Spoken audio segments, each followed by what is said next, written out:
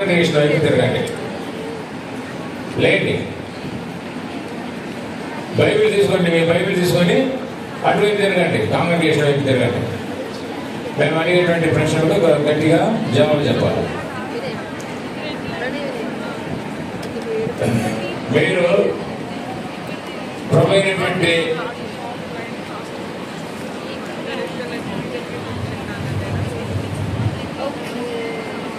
Sisters కూడా వినండి, అందరూ ఒకేసారి జవాబు చెప్తే బాగుంటుంది, తొందరగా అవుతుంది.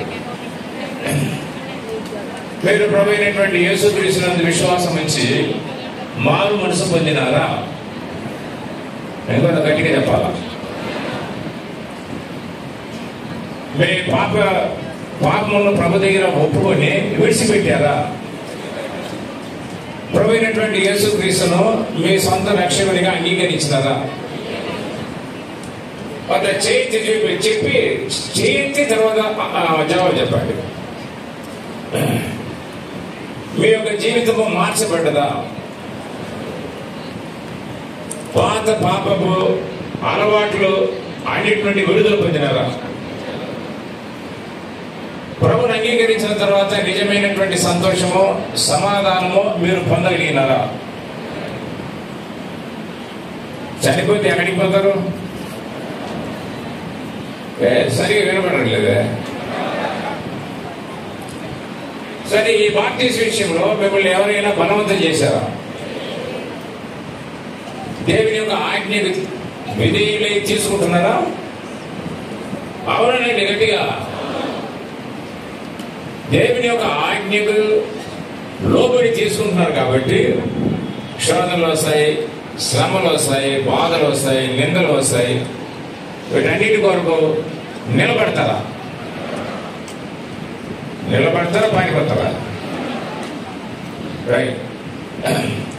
మీరు దేవుని ఎదుట, జీవం కలిగినటువంటి దేవుని సంఘం ఎదుట, సాతాను యొక్క సమూహం ఎదుట కూడా ఇచ్చినటువంటి ఈ బహిరంగ సాక్ష్యాన్ని బట్టి ప్రభువును స్తుతిస్తున్నాం.